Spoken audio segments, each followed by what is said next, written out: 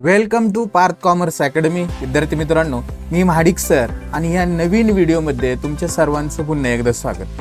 विद्यार्थी मित्रांनो, आपण तुमचा 12वी कॉमर्समधील पार्टनरशिप फायनल अकाउंट हा जो पहिला टॉपिक आहे तो शिकत आहोत, ज्याच्यामध्ये आत्तापर्यंत आपण सर्व थिअरी, बेसिक कन्सेप्ट, फायनल अकाउंटच्या सगळ्या ॲडजस्टमेंट समजून घेतलेल्या आहेत. त्याचबरोबर आपण तुमचे सगळे प्रॉब्लेम समजून घेतलेले आहेत आणि आता आपण अनसॉल्व प्रॉब्लेम नंबर 6 पर्यंत आलेलो होतो. आजच्या व्हिडिओमध्ये आपण अनसॉल्व प्रॉब्लेम म्हणजे प्रॅक्टिकल एक्झाम्पल नंबर 7 समजून घेणार आहोत. तर विद्यार्थी मित्रांनो, या व्हिडिओमध्ये तुम्ही पहिल्यांदाच आलेला असेल तर थिअरीचे, बेसिक कन्सेप्टचे तुम्हाला व्हिडिओ बघावे लागतील. त्यावेळेस हे एक्झाम्पल मी कशा पद्धतीने तुम्हाला समजून सांगतो आहे, कोणत्या अमाऊंट कुठे लिहायचे असतात हे कधी समजेल, ज्यावेळेस तुम्ही लास्ट व्हिडिओ बघताल त्यावेळेसच. मग या लास्ट व्हिडिओ बघण्यासाठी मी त्या व्हिडिओच्या प्लेलिस्टची लिंक डिस्क्रिप्शन बॉक्समध्ये देत आहे, तिथे जाऊन तुम्ही ते बघू शकता. त्याचबरोबर विद्यार्थी मित्रांनो, मी जे या लेक्चरमध्ये शिकवतो त्याच्या जर PDF फॉर्मॅटमध्ये जर तुम्हाला नोट्स आवश्यक असतील तर त्या उपलब्ध करून घेण्यासाठी आपला पार्थ कॉमर्स अकॅडमी नावाचं एक टेलिग्राम चॅनल आहे. त्या चॅनलला जॉईन करून तुम्ही त्या नोट्स उपलब्ध करून घेऊ शकता. तर त्या चॅनलची देखील लिंक मी डिस्क्रिप्शन बॉक्समध्ये देत आहे. त्याचबरोबर आपण काही महत्त्वाचे अपडेट आपलं फेसबुक पेज आणि इंस्टाग्राम पेजला देत असतो, तर त्या पेजला फॉलो करून त्या अपडेट्स देखील तुम्ही मिळवू शकता. तर आता अधिकचा कोणताही वेळ वाया न घालवता आपण आजच्या प्रॉब्लेमला आपण सुरुवात करूया. तर चला तुम्ही पहा. विद्यार्थी मित्रांनो, आपली मेथड सर्वांना माहिती आहे. आपण ज्यावेळेस एक्झाम्पल सॉल्व्ह करतो त्यावेळेस अगोदर आपण ते समजून घेतो आणि त्याच्यानंतर ते सॉल्व्ह करायला सुरुवात करतो. तर चला फर्स्टली एक्झाम्पल आपण समजून घेऊया काय सांगितले ते आणि त्याच्यानंतर ते सॉल्व्ह करायला सुरुवात करूया. तर पहा, पहिल्यांदा आपण रीड करू. सतीश अँड प्रमोद दोघ जण पार्टनर आहेत. पहिल्या पार्टनरचं नाव आहे सतीश, दुसऱ्या पार्टनरचं नाव आहे Pramod. Are partner prepare trading account and profit and loss account. बघा, तुम्हाला सतीश आणि प्रमोद दोघ जण पार्टनर दिलेले आहेत, खाली ट्रायल बॅलन्स दिलेला आहे, त्याच्यावरून तुम्हाला काय बनवायचं, ट्रेडिंग अकाउंट आणि profit and loss account for the year ended 31 March 2019. You have find out gross profit and net profit only. म्हणजे लक्षात द्या, या ठिकाणी आपल्याला काय फाइंड आउट करायचं आहे, फक्त ग्रॉस प्रॉफिट आणि नेट प्रॉफिट फाइंड आउट करायचं आहे. म्हणजेच आपल्याला बॅलन्स शीट बनवायचे का या ठिकाणी, तर नाही. आपण फक्त ग्रॉस प्रॉफिट आणि net profit, gross profit find out करण्यासाठी आपण ट्रेडिंग अकाउंट तयार करतो, तर ते ट्रेडिंग अकाउंट तयार करणार. आणि नेट प्रॉफिट फाइंड आउट करण्यासाठी आपण प्रॉफिट अँड लॉस अकाउंट तयार करतो, तर ते तयार करणार आहोत. तर बघा, आता ट्रायल बॅलन्सच्या डेबिटला कोणते बॅलन्सेस असतात, क्रेडिटला कोणते बॅलन्सेस असतात, हे बऱ्याचशा वेळा आपण डिस्कस केलेलं आहे. ज्याच्यामध्ये मी तुम्हाला सांगितलं होतं की डेबिट बॅलन्सेस काय असतात, आपली असेट असते आणि एक्सपेन्सेस असतात, हे आपण समजून घेतलेलं आहे. आणि क्रेडिट बॅलन्सेस लॅबिलिटी असतात आणि इन्कम असतात. आता बघा, क्रेडिट बॅलन्स हे लॅबिलिटीच्या आणि इन्कमच्या असतात म्हणून ते क्रेडिट बॅलन्सेसमध्ये असतील. डेबिट बॅलन्स हे असेट आणि एक्सपेन्सेसचे असतात म्हणून ते डेबिट बॅलन्सेसमध्ये असतील. आता क्रेडिट बॅलन्स म्हणजे काय, डेबिट बॅलन्स म्हणजे काय, असेटचाच बॅलन्स डेबिट का असतो, याच्यासाठी बेसिक कन्सेप्टचे व्हिडिओ मी बनवलेले आहेत. प्लेलिस्टमध्ये जाऊन तुम्ही ते बघू शकता. तर आता जर समजा डेबिट बॅलन्सेसमध्ये असेट एखादा, म्हणजे इथे जे आयटम दिलेले असणार ते एकतर असेट असतील किंवा एक्सपेन्सेस असतील. जर असेट असेल विद्यार्थी मित्रांनो, तर तो आपण बॅलन्स शीटच्या असेट साईडला लिहिणार. आणि एक्सपेन्सेस असेल, जर डायरेक्ट एक्सपेन्सेस असेल तर ट्रेडिंगच्या डेबिटला, इनडायरेक्ट एक्सपेन्सेस असेल तर प्रॉफिट अँड लॉसच्या डेबिटला. इकडे क्रेडिट बॅलन्स असेल तर बॅलन्स शीटच्या लॅबिलिटी असेल. आणि जर इन्कम असेल तर तो ट्रेडिंगच्या क्रेडिटला डायरेक्ट इन्कम आणि प्रॉफिट अँड लॉसच्या क्रेडिटला इनडायरेक्ट इन्कम. आता डायरेक्ट इन्कम म्हणजे काय, इनडायरेक्ट इन्कम म्हणजे काय, डायरेक्ट एक्सपेन्सेस म्हणजे काय, इनडायरेक्ट एक्सपेन्सेस म्हणजे काय, या संदर्भातली माहिती मी व्हिडिओमध्ये दिलेली आहे, लास्ट व्हिडिओमध्ये. तिथं तुम्हाला ते बघावंच लागणार आहे.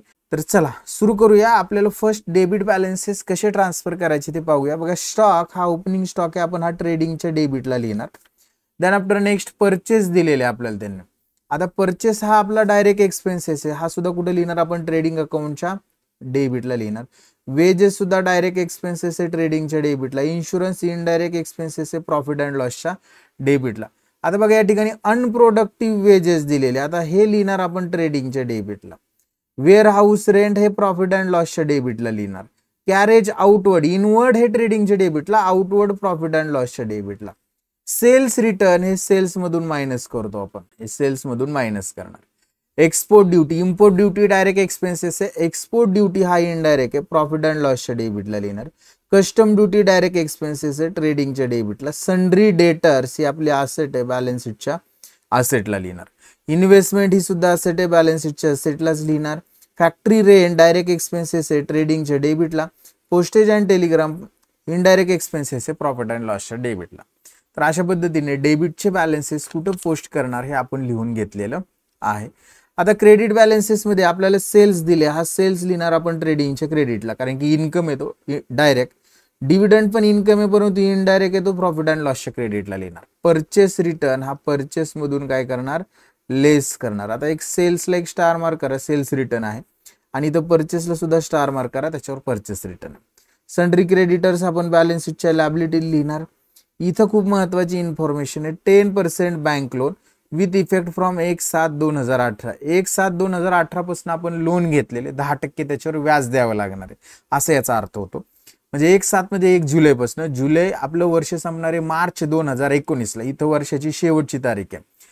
1 जुलै 2007 पासून 1 जुलै 2018 पासून जर महिने मोजले, जुलै, ऑगस्ट, सप्टेंबर, ऑक्टोबर, नोव्हेंबर, डिसेंबर, जानेवारी, फेब्रुवारी आणि मार्च, तर टोटल आपण त्या वर्षामध्ये ते जे लोन घेतलं होतं ते 9 महिने यूज केलं, आणि या 9 महिन्याचाच इंटरेस्ट आपल्याला ॲट 10% याच्यावर पेड करावा लागणार आहे.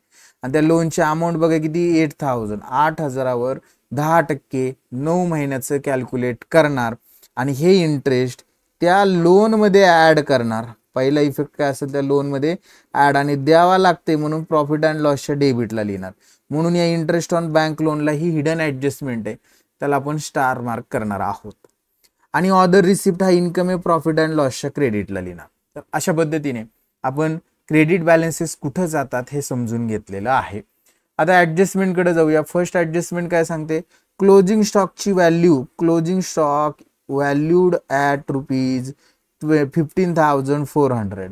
आता हा जो क्लोजिंग स्टॉक आहे आपल्याला माहिती आहे, 2 इफेक्ट असतात त्याचं, ट्रेडिंगच्या क्रेडिटला आणि बॅलन्स शीटच्या असेटला ट्रान्सफर करणार.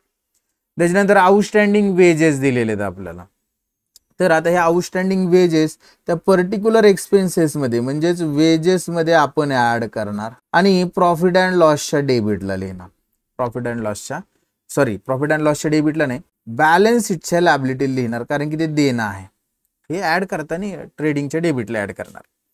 Then next, create provision for bad debts 800 and maintain RDD 3% on debtors. 2 नंबरच्या ऍडजस्टमेंट मध्ये बॅड डेब्ट्स आहेत ₹800 आणि RDD आहे 3%. तर आपण काय करणार, हे दोन्ही आपल्या पर्टिक्युलर डेटर्स मधून लेस करणार, आणि हा एक्सपेन्सेस आहे प्रॉफिट अँड लॉसच्या डेबिटला लिहिणार. तर आपल्याला डेटर्स, बॅड डेब्ट्स वगैरे दिलेला असेल तर त्याला स्टार मार्क करावं लागेल. आपल्याला सन्ड्री डेटर्स दिलेलं बघा, त्याला 2 स्टार मार्क होतील आपल्याकडून, की ऍडजस्टमेंट आहे. आणि वेजेसला 1 स्टार मार्क होणार आहे, विसरायचं नाही स्टार मार्क करायला.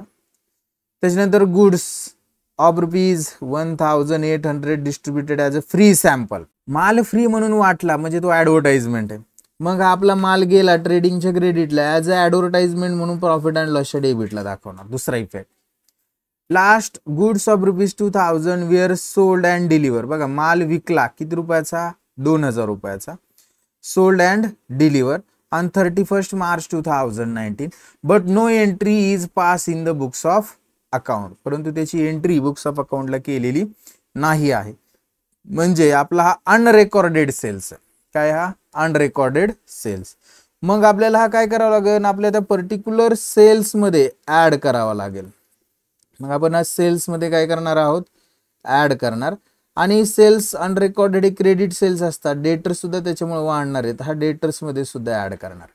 आता आपल्याला जी 3 नंबरची ऍडजस्टमेंट होती त्याच्या अगोदर ही 5 नंबरची करावी लागणार आहे. मग डेटर्सला आता आपल्याला 1 स्टार मार्क अजून करावा लागेल, कारण की डेटर्सवर 3 ऍडजस्टमेंट आहेत, आणि सेलला 1 स्टार मार्क, सेल्सवर 2 ऍडजस्टमेंट आहेत.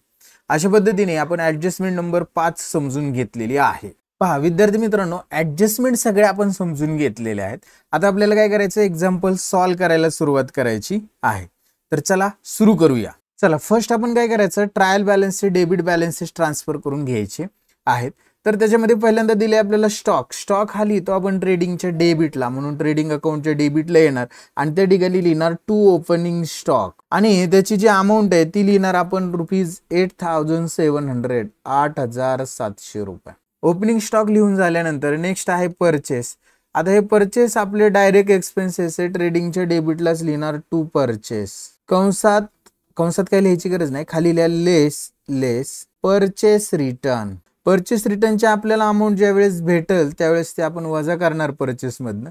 पण परचेसचे अमाऊंट आपण आता सध्या लिहून घेऊ. आपल्याला परचेस दिलेले ₹18,300 18,300 ती इनरला लिहिले आपण. नेक्स्ट वेजेस हे सुद्धा डायरेक्ट एक्सपेन्सेस आहेत, ट्रेडिंगच्या डेबिटलाच आपण लिहिणार. ट्रेडिंगच्या डेबिटला जायचं आणि त्या ठिकाणी लिहायचं टू वेजेस आणि त्याची जी अमाऊंट असणार आहे ती ₹1,000 आपण आउटरला लिहिणार. ₹1,000 वेजेसची अमाऊंट आपण आउटरला घेतली. नेक्स्ट पुढे जाऊया. इन्शुरन्स दिलेला आहे आपल्याला. इन्शुरन्स हा आपला काय आहे, इनडायरेक्ट एक्सपेन्सेस आहे.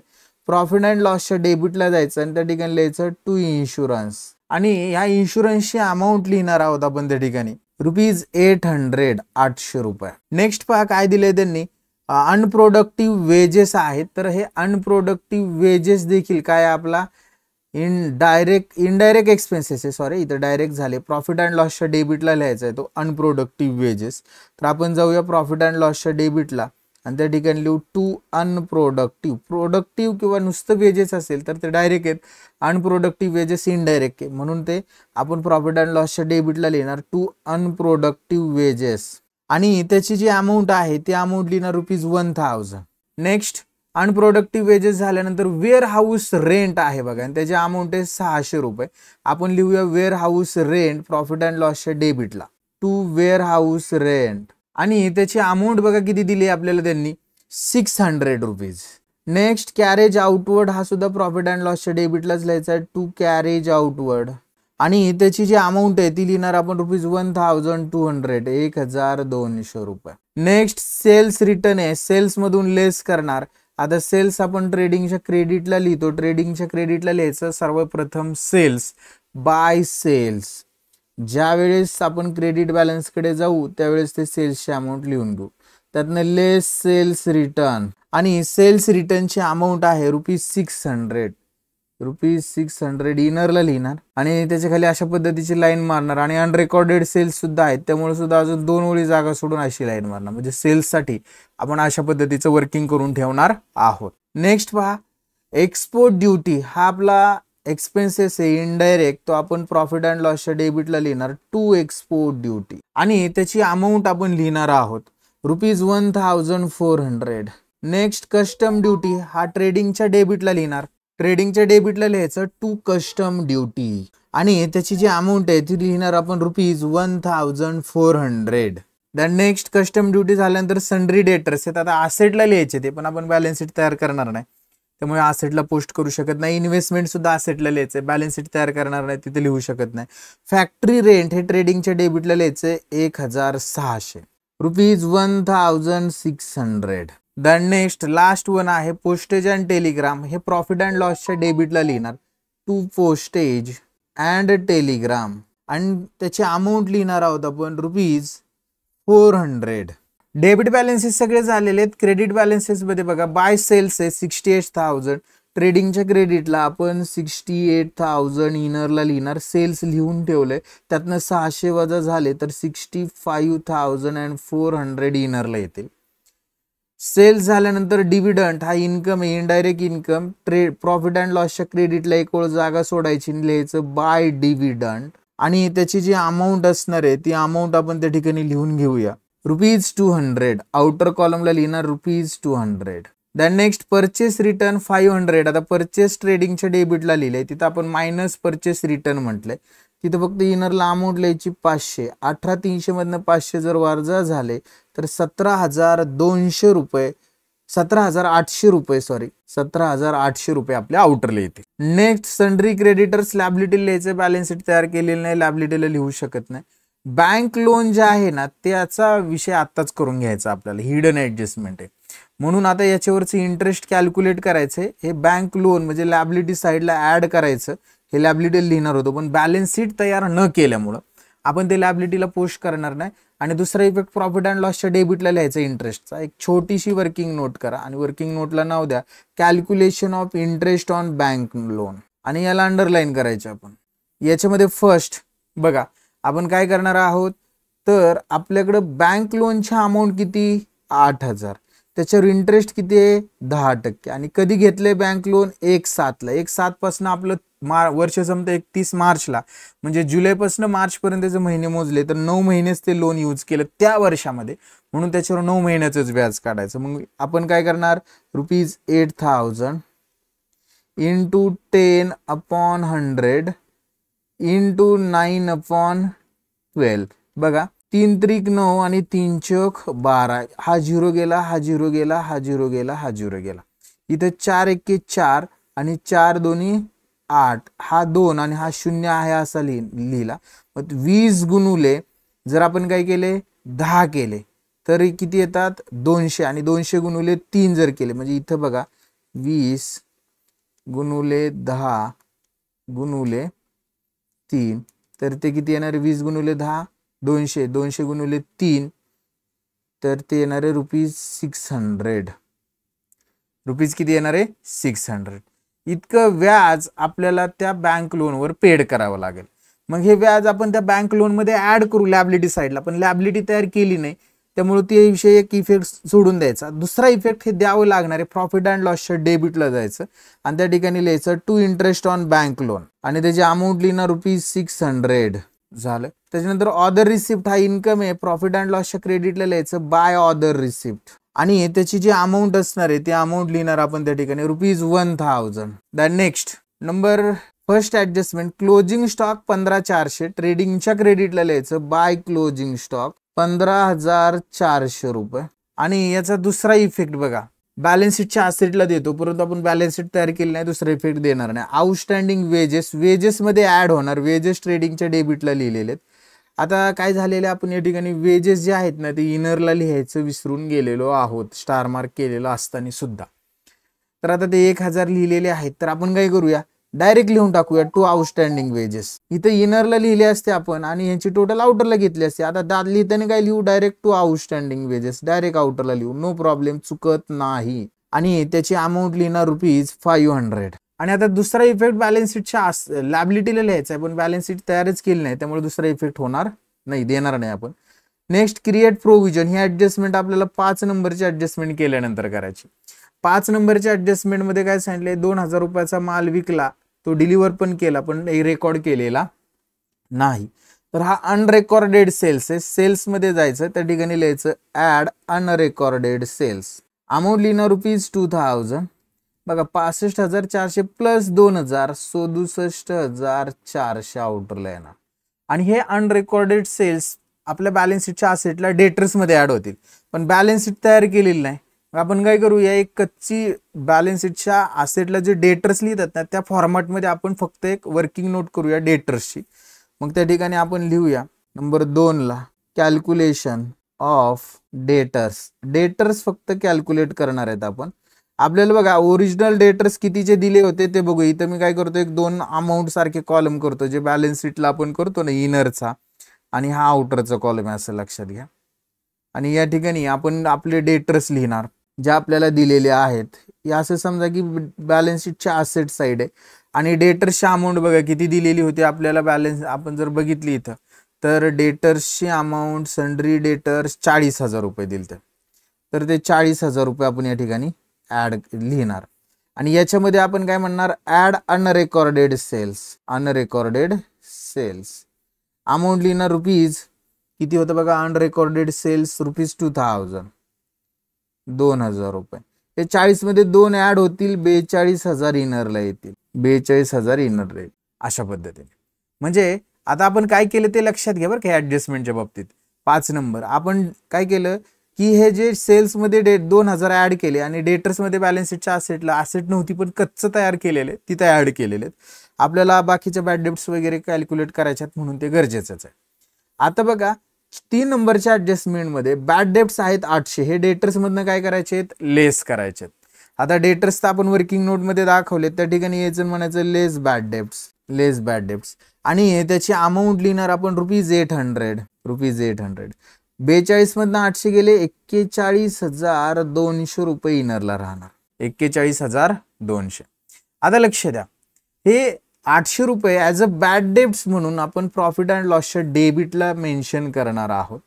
To bad debts. असेट कमी होणे आपला लॉस आहे. टू बॅड डेब्ट्स अमाऊंट लिहिणार ₹200. अजून आरडीडी आहे 3%. आता आपण आरडीडी सुद्धा आपल्या डेटर्स मधून लेस करणार. डेटर्सच्या वर्किंग कडे यायचं आणि त्या ठिकाणी म्हणायचं लेस आरडीडी ॲट 3%. बघा 41,200 वर जर यातले 2 शून्य झाकले तर 412 येते. 412 गुणिले 3 1236 रुपये. 1236 रुपये येणार आहे.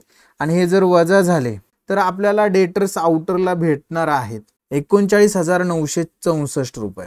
आणि हे 1236 ॲज अ आरडीडी म्हणून प्रॉफिट अँड लॉसच्या डेबिटला दाखवायचा. टू आरडीडी 1236 रुपये. अशा पद्धतीने 3 नंबरची ऍडजस्टमेंट झाली. 5 नंबरची सुद्धा केलेली आहे. 4 नंबरमध्ये 8,000 रुपयाचा माल फ्री सॅम्पल म्हणून डिस्ट्रीब्यूट केला. याला म्हणायचं ॲडव्हर्टाइजमेंट. पहिल्यांदा माल गेला, आपण आपल्या ट्रेडिंग अकाउंटच्या क्रेडिटला लिहायचं by goods distributed as free sample. आणि त्याची जी अमाऊंट असणार आहे ती अमाऊंट आपण लिहिणार आहोत त्या ठिकाणी ₹1,800. आणि हा ॲडव्हर्टाइजमेंट म्हणून आपल्याकडे आपण काय दाखवायचं, आपल्या प्रॉफिट अँड लॉसच्या डेबिटला लिहायचं टू ॲडव्हर्टाइजमेंट, कंसात लिहायचं फ्री गुड्स आणि अमाऊंट लिहिणार आहोत ₹1,800. अशा पद्धतीने आपण सगळ्या ॲडजस्टमेंट केलेल्या आहे. प्रॉब्लेममध्ये बॅलन्स शीट तयार करायची नव्हती. आपण आपल्या पद्धतीने प्रॉब्लेम सॉल्व केलेला आहे. आता आपल्याला ट्रेडिंग अकाउंट क्लोज करायचं. ट्रेडिंगचा जर अंदाज घेतला तर तुमच्या लक्षात येईल की ट्रेडिंगच्या क्रेडिटची टोटल जास्त आहे. बघा या ठिकाणी 67,400, 1,800 आणि 15,400. तर याची टोटल जर केली तर ते माझ्या मागे दिसेल. मी इथे लिहितोय 000 000 8 आणि 4 12 आणि 4 16. हा चाला 1 8 आणि 1 9 आणि 5 13.